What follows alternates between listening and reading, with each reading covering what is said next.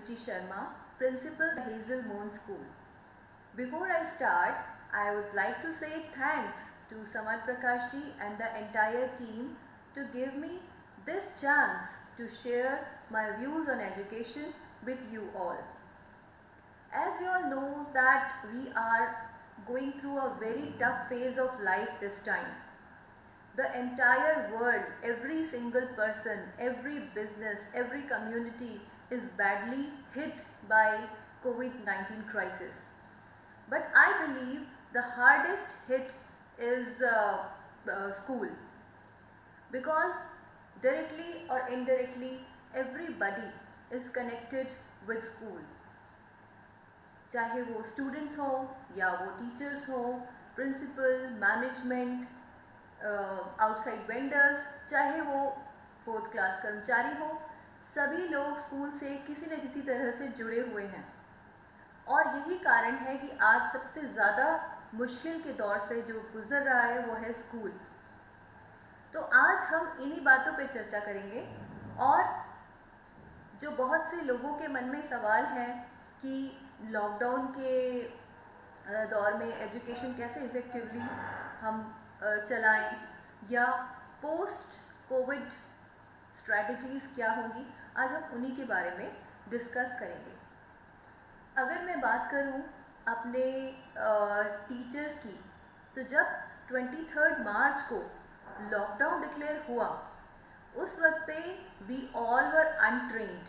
हम लोगों को ये भी नहीं पता था कि ऑनलाइन क्लासेस क्या होती हैं।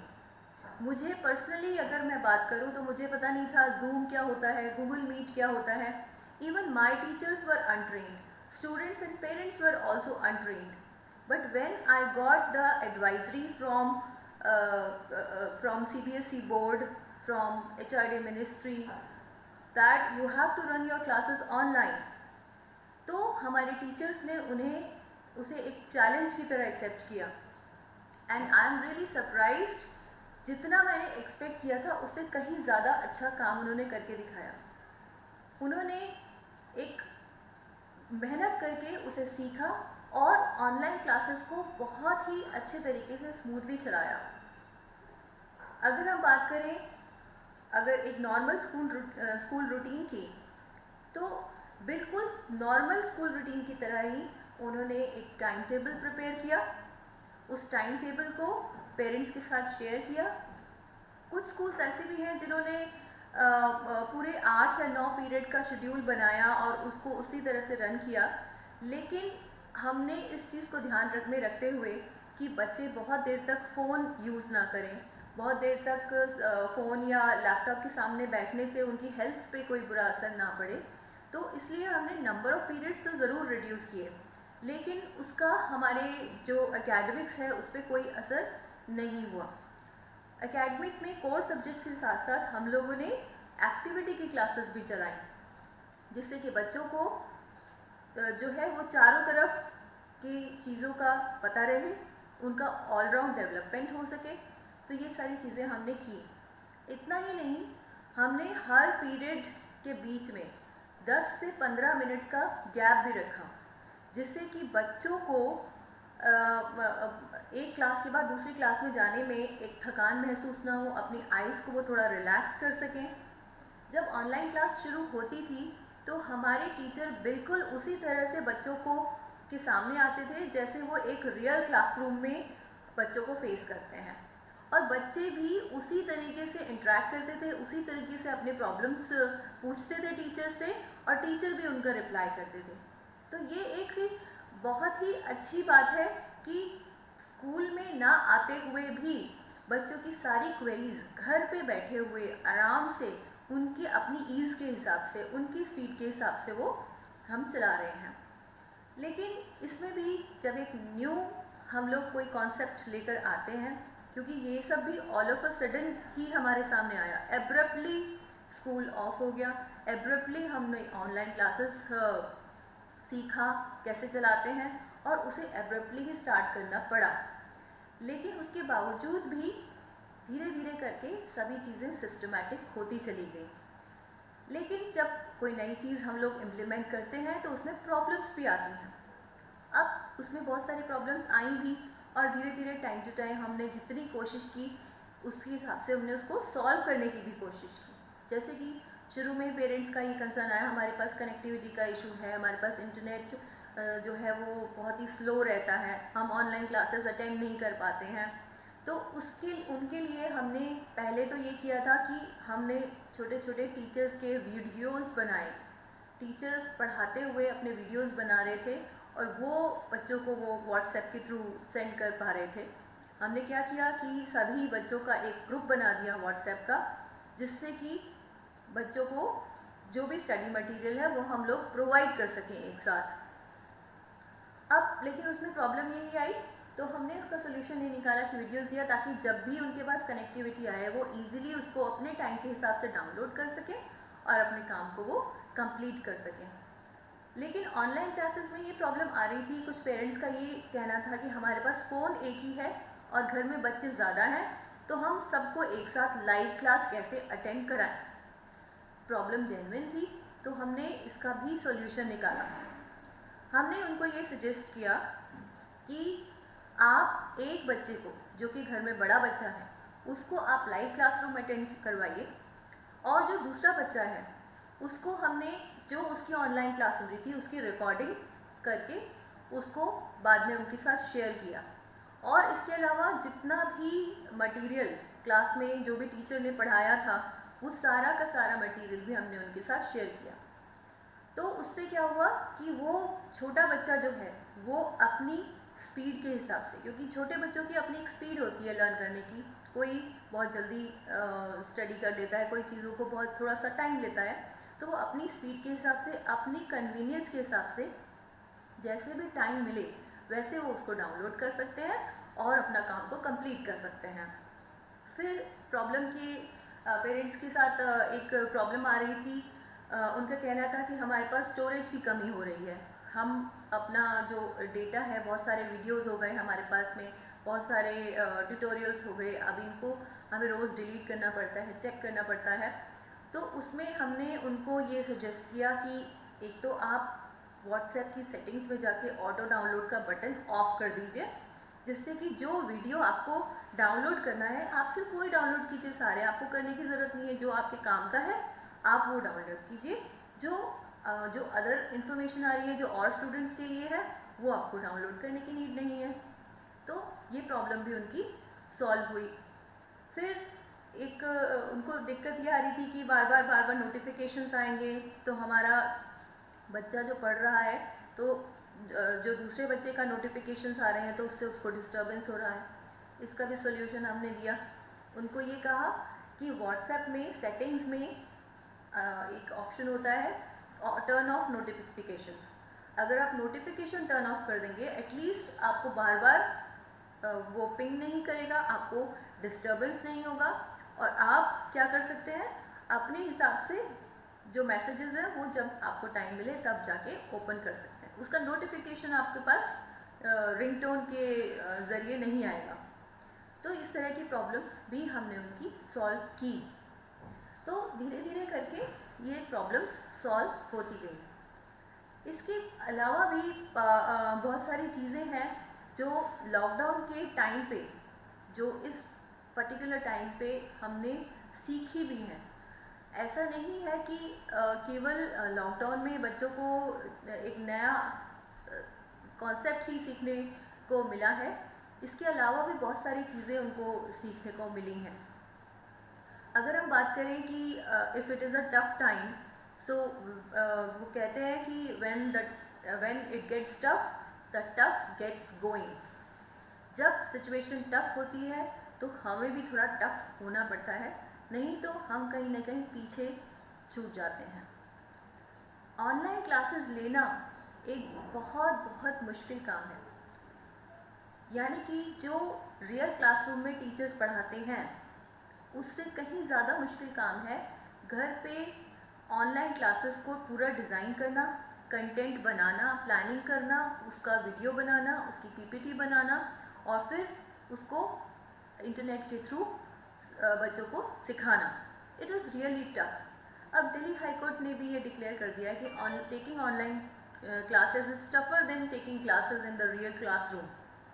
अगर दिल्ली हाई कोर्ट ये कह रहा है कि ये टफ है, वाकई में टफ है, इट इज़ रियली टफ। आप पेरेंट्स को अगर ये लगता है, कुछ पेरेंट्स ऐसे भी हैं जो सोचते हैं कि ये शायद बहुत आसान है ऑनलाइन क्लासेस लेना, तो मैं सिर्फ इसका जवाब इतना ही दूंगी, only the wearer knows where the shoe pinches. सिर्फ जो क्लास ले रहा है उसी पता है कितना मुश्किल से वो कर रहा है, क्योंकि पहले उसका जो जॉब था वो 8 आवर्स जॉब था, लेकिन अब राउंड द क्लॉक पूरा दिन वो काम कर रहा है, क्योंकि उसको प्लानिंग भी करनी है, उसको पेरेंट्स की क्वेरीज भी करनी है। पेरेंट्स की कोई भी क्वेरी हो, टीचर्स हमेशा अवेलेबल रहते हैं फ़ोन पे और व्हाट्सएप पे भी। जो भी उनकी क्वेरीज हैं वो उनको इंस्टेंटली सॉल्व करते हैं।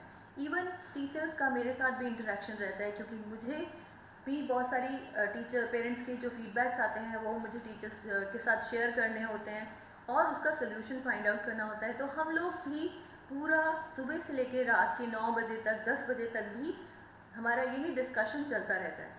तो ये टाइम एक्चुअली में हम लोगों के लिए काफ़ी टफ है। There is a saying that this lockdown time is most enjoyable for the students, tough for teachers and worst for the principal. अगर ये कहा जा रहा है कि it is worst for the principal because we as principal have to plan each and everything. हमें तो हर situation के हिसाब से प्लानिंग करके चलनी ही है। अब अगर हम बात करते हैं पोस्ट कोविड की, यानी कि जब स्कूल खुल जाएंगे, अगर हमारे पास गवर्नमेंट के ऑर्डर्स आ जाते हैं कि आप स्कूल खोल सकते हैं, बच्चों को आप स्कूल में बुला सकते हैं, तो हमें उसकी भी प्लानिंग करके चलनी है उसमें। लेकिन मेरा ये सजेशन रहेगा बाकी के स्कूल प्रिंसिपल्स के लिए भी कि सबसे पहले तो हमें पेरेंट्स को कॉन्फिडेंस में लेना ज़रूरी है। सबसे पहले हमें कम्युनिकेट करना ज़रूरी है पेरेंट्स के साथ में कि उनका क्या व्यू है, क्या वो तैयार है अपने बच्चों को भेजने के लिए। सबसे पहले वो करना ज़रूरी है। उसके बाद प्लानिंग, जो प्लानिंग हम लोगों की है वो बहुत ज़्यादा ज़रूरी है, क्योंकि ये एक बहुत क्रूशियल टाइम है हमारे लिए भी और पेरेंट्स के लिए भी। सबसे पहला जो प्रायोरिटी कंसर्न है वो है हेल्थ ऑफ आवर स्टूडेंट्स। एक भी बच्चा हमारा ऐसा नहीं होना चाहिए जिसको हेल्थ इश्यूज़ हों, तो उसके लिए हमें सबसे ज़्यादा प्लानिंग करने की नीड है। उसके लिए जो हमारी प्लानिंग है वो ऑलरेडी हो गई है। हमारा स्कूल पूरी तरह से तैयार है। हमने क्या क्या तैयारियां की हैं वो मैं आपको शेयर करती हूँ। सबसे पहले मैं आपको ये एडवाइस करूँगी कि आप अपने स्टाफ की, ख़ास तौर पे 4th क्लास एम्प्लॉयज़ की, ड्राइवर्स की, उसकी हमें पूरी तरह से ट्रेनिंग लेनी चाहिए। उनको एक्स्ट्रा ट्रेनिंग देने की ज़रूरत है कि कैसे वो और ज़्यादा सफाई से काम करें। उनको स्पेयर ग्लव्स, जो डिस्पोजेबल ग्लव्स होते हैं, और मास्क परमानेंटली पहनने की और उनको एक प्रोवाइड करने की हम लोगों की जो स्ट्रैटेजी है उस पर हम लोगों ने काम किया है। ड्राइवर्स को ये साफ तौर पे इंस्ट्रक्शन है कि जब भी जो बच्चे ट्रांसपोर्ट यूज़ करते हैं उस वक्त पे आपको ग्लव्स और मास्क पहने रहना चाहिए। हर बच्चे की थर्मल स्कैनिंग होगी वैन में चढ़ने से पहले, और उसके बाद जब उतरेगा तो स्कूल में उसका पूरा सैनिटेशन होगा। उसके बाद ही वो स्कूल प्रीमाइसेस में एंटर करेगा। स्कूल में भी हम लोगों ने 2 से ज़्यादा एंट्री गेट्स बनाए हैं और वहाँ पर हमने उतने ही गार्ड्स अपॉइंट किए हैं ताकि बच्चों को मल्टीपल एंट्रीज हो तो सोशल डिस्टेंसिंग वो मेंटेन कर पाएँ। इसके अलावा भी जगह जगह पे हमने सैनिटेशन स्टेशंस बनाए हैं जहाँ पर कि सैनिटाइजर्स वगैरह की हमने अरेंजमेंट किया है। तो इस तरह से हमने सारा अरेंजमेंट किया है। बच्चों के लिए गाइडलाइंस हमने बना दी हैं कि स्कूल जब भी आए, अब आज के दौर में sharing is no more caring. पहले हम ही सिखाते थे sharing is caring, but now the scenario is different. अब वो अपना खुद का लंच लाएं, अपनी वाटर बॉटल लाएं, अपना कोई भी पेन, पेंसिल, कोई भी स्टेशनरी का सामान वो किसी के साथ शेयर ना करें, और अपने पास भी वो केयरफुली रखें और अपने साथ भी सैनिटाइज़र और ग्लव्स और मास्क वो अरेंज करके ही स्कूल में आएँ। टीचर्स को भी यही इंस्ट्रक्शन दिए गए हैं क्योंकि बच्चे हर टाइम टीचर को फॉलो करते हैं, जैसा उनका टीचर कर रहा है उनको वैसा ही करना होता है। तो इसलिए टीचर्स को सबसे ज़्यादा ज़रूरी है सोशल डिस्टेंसिंग फॉलो करने का, वो भी अवॉइड करें, ग्रुप में लंच ना लें, सेपरेटली करें और इवन प्लानिंग के टाइम पे भी वो बिल्कुल सेपरेटली बैठें। कॉपी चेकिंग के टाइम पर ख़ास तौर पर उनको ये हमने एडवाइस किया है कि वो ग्लव्स, जो डिस्पोजेबल ग्लव्स होते हैं, वो पहन के ही कॉपी चेक करें, because in case if any notebook is may infected, अगर कोई भी कॉपी है वो अगर इन्फेक्टेड हो सकती है तो वो डायरेक्टली उनका टच उसमें ना हो। तो इस तरह के इंस्ट्रक्शंस हम लोगों ने टीचर्स के लिए भी दिए हैं। बाकी भी हमने सारी जगह पर जो है स्कूल में सभी जगह पर जो है डीप क्लीनिंग जो है दिन में 3 से 4 बार करने की जो है एडवाइस किया है अपने 4th क्लास एम्प्लॉयज़ को। किसी भी क्लास में हम लोगों ने मैक्सिमम 15 बच्चे बिठाने के लिए ही इंस्ट्रक्शंस दिए हैं। उसका सीटिंग अरेंजमेंट भी हम लोगों ने इसी तरह से किया है कि एक क्लास में 15 से ज़्यादा बच्चों को हम नहीं बिठाएंगे। तो ये तो हमारी प्लानिंग है, लेकिन बहुत सारे पेरेंट्स के मन में इस तरह के भी सवाल आते हैं कि कैसे हमारे बच्चे जब स्कूल आएंगे तो कैसे करेंगे, क्या उनकी स्कूल की प्लानिंग रहेगी।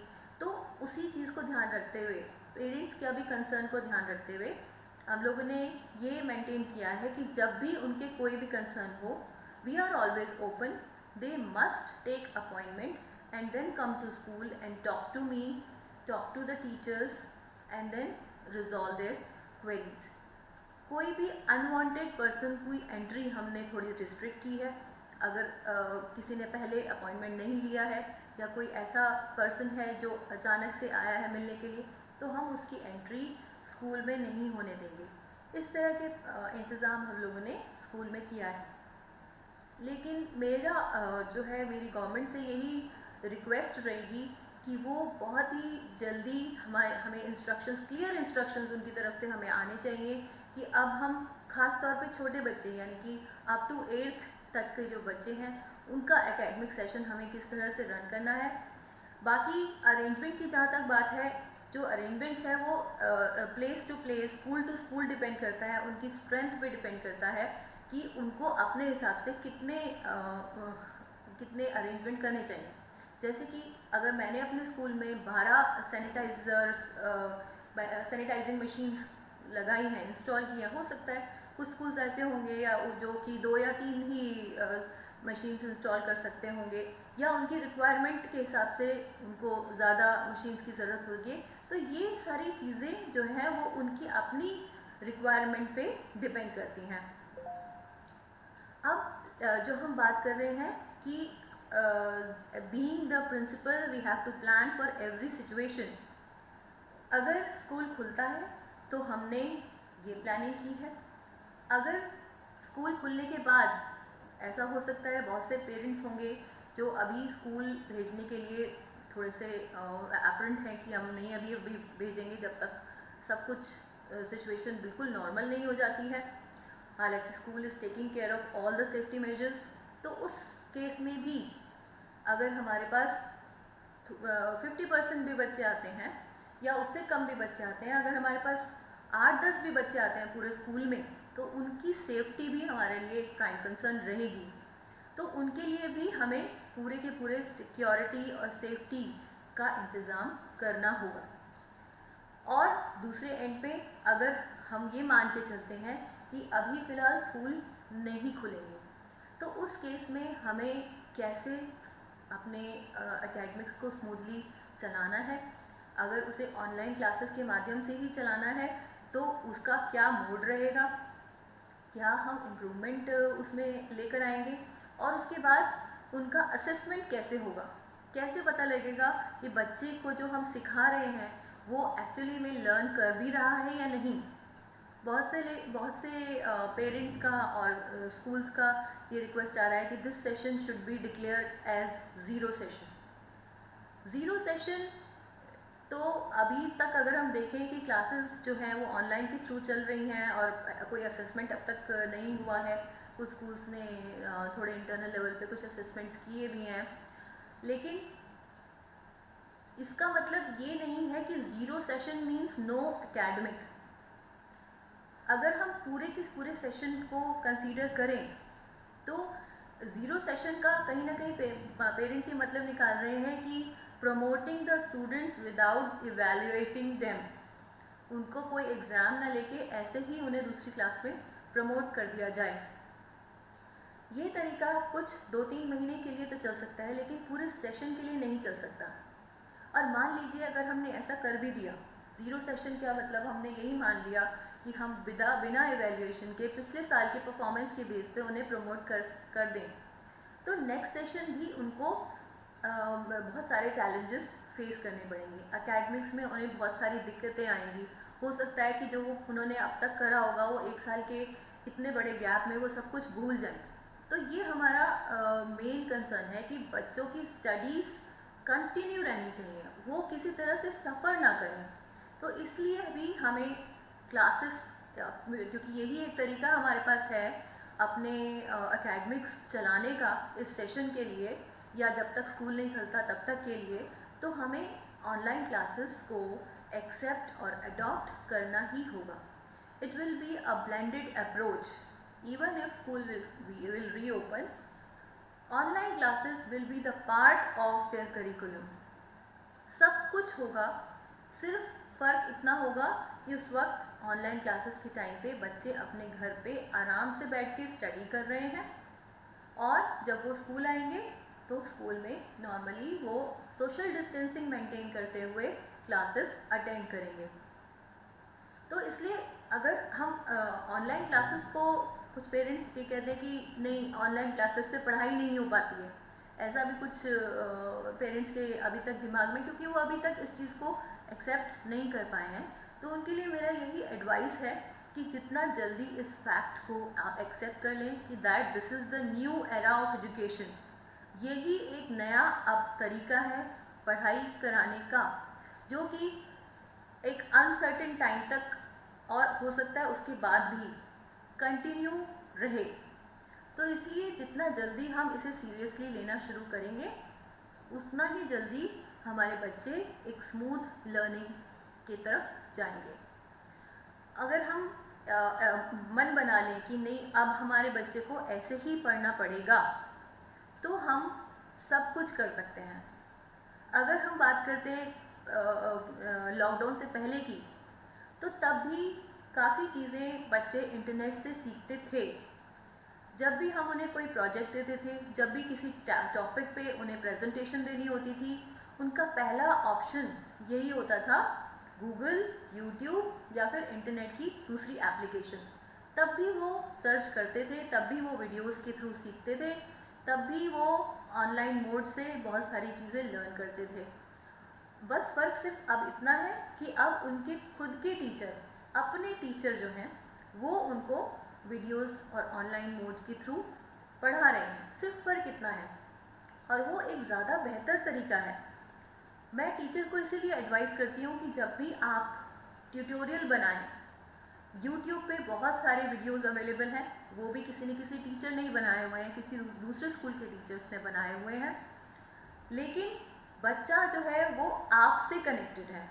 बच्चा चाहता है कि मेरा टीचर मुझे पढ़ाए। वो एक पर्सनल कनेक्ट तभी बन पाता है जब उसका खुद का टीचर पढ़ा रहा होता है। इवन अगर हम बात करें छोटे बच्चों की, नर्सरी का बच्चा, JKG का बच्चा, वो जब अपने टीचर को देखता है तो वो अपनी मम्मी को कहता है कि मम्मी वो देखो मेरे टीचर, वो ऐसे कर रहे हैं, वो ये वाला एक्शन कर रहे हैं, मुझे भी करना है।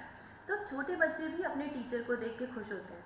तो इसीलिए मैं टीचर को हमेशा एडवाइस करती हूँ कि जब भी एक ट्यूटोरियल भेजें, अगर आप वीडियो बना के भी भेज रहे हैं तो वो अपने खुद के बनाइए, ठीक है।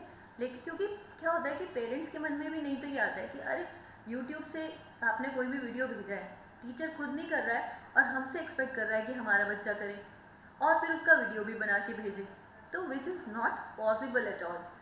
तो इसीलिए मेरा ये एडवाइस रहता है कि हम हमेशा अपने ही ट्यूटोरियल्स को भेजें। बात आती है टीचर्स की, तो टीचर्स ने इस टफ टाइम में अपना एक जो स्ट्रेंथ दिखाई है वो एक बहुत अप्रिशिएबल है। मतलब मैं हेड्स ऑफ करती हूँ उनको कि कितना मुश्किल काम उन्होंने कितनी जल्दी क्विकली सीख लिया। They are like, according to me, they are like tea bags. Tea bags होते हैं, जब उनको हम हॉट वाटर में डालते हैं then only we come to know their true colours. तो ऐसे ही टीचर्स के साथ भी है, जब उन टफ सिचुएशन वो फेस करते हैं तभी उनका एक्चुअल कलर सामने आता है कि वो कितने, उनके अंदर कितनी स्ट्रेंथ है। और भी मैं उनको एडवाइस करती हूँ कि जैसे मैं एक वीडियो देख रही थी, उसमें difference between bee and honey bee बताया हुआ था, मैंने कहीं पे सुना भी था। तो मैं टीचर्स को एडवाइस करती हूँ कि वो हनी बी बने, ना कि बी बने। हनी बी जो होता है वो फ्लावर से नेक्टर लेता है और उसको जो है वो फ्लावर को भी कोई अनइफेक्टेड रहता है, बहुत कामली उसमें से नेक्टर लेता है और हनी बनाता है। तो हमें एक हनी बी बनना है, ना कि बी जो कि हमेशा ट्रैश को ढूंढता है कहीं ना कहीं। सो इसीलिए मेरा हमेशा टीचर्स को एडवाइस रहता है कि बनना है तो हनी बी की तरह बनो, तभी हम बच्चों का भविष्य निर्माण कर पाएंगे। दूसरा एडवाइस मैं उनको हमेशा ये देती हूँ कि अभी एक्चुअली में एक टफ फेज़ है, हम मानते हैं कि ये बहुत ही मुश्किल सिचुएशन है, बहुत सारे क्राइसिस से वो इस वक्त पे जूझ रहे हैं, but this is the real time to show your attitude, to stand with your school. This is the real time to show your strength. So उसी स्ट्रेंथ के साथ हमें काम करना है। मेरे पास एक कंसर्न आता है टीचर्स का कि how we can communicate with parents. Parents को हम कैसे कन्विंस करें कि वो अपने बच्चों को ऑनलाइन क्लासेस के लिए मोटिवेट करें और उनको सारी क्लासेस वो अटेंड करवाएं। तो उनके लिए मेरा हमेशा यही एडवाइस रहता है कि आप 5C कॉन्सेप्ट फॉलो कीजिए। 5C कॉन्सेप्ट, जिसमें कि पहला C है कम्युनिकेशन। आप सबसे पहले पेरेंट्स के साथ में कम्युनिकेशन बनाइए। आप उनसे कभी भी बात करने में हिचकिचाइए मत, कोई भी कंसर्न है आप उनसे बात कीजिए। दूसरा C है connected, and stay connected with them, क्योंकि they are the one who are looking at you. कोई भी प्रॉब्लम आ रही है, you are directly connected with them, तो एक कनेक्शन एस्टैब्लिश रहना ज़रूरी है।